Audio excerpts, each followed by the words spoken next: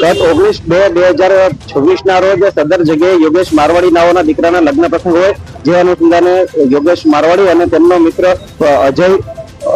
ઉર્ફે પિન્ટુ રામસિંહ ગિરાસે નાઓ અહીંયા વાતચીત કરતા હોય તે સમયે સદર આરોપી આવી ગયેલો હોય અને તેમના ભાઈ તેમને એવો આરોપ છે કે સદર મરનાર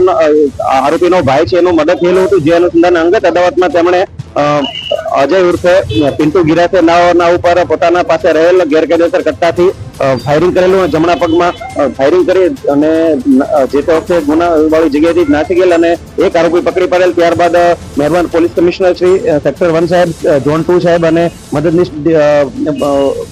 એસીપી ડી ડિવિઝન સાહેબ નાઓના માર્ગદર્શન હેઠળ અલગ અલગ ટીમો બનાવી સદર આરોપીઓને પકડવા માટે ત્યારબાદ મહારાષ્ટ્ર ખાતેથી આપણને બાતમી મળેલ હતી કે તે 40 ગાંવ જગ્યાએ એક જગ્યાએ આવવાનો હોય, જેના આધારે ટેકનિકલ વર્કઆઉટ અને હ્યુમન સોર્સના આધારે સદર આરોપીને મહારાષ્ટ્ર જિલ્લાના જલગાંવ ખાતેથી 40 ગાંવ નામના એક જગ્યાએથી સદર આરોપીને પકડી પાડેલ છે અને પકડીને કાયદેસરની કાર્યવાહી કરી અને સદર ગુનાવાળી જગ્યાએ લાવી તેમનું રિકન્સ્ટ્રક્શન કરવામાં આવેલ છે. એના પર કેટલા ગુનાઓ નોંધાયેલા છે?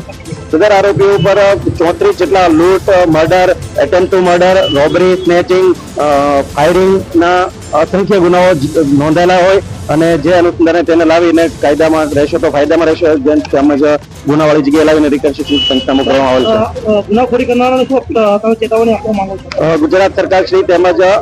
નાયબ મુખ્યમંત્રી શ્રી તેમજ મહેરબાન પોલીસ સ્ટેશન કમિશનર સાહેબ શ્રી નાઓ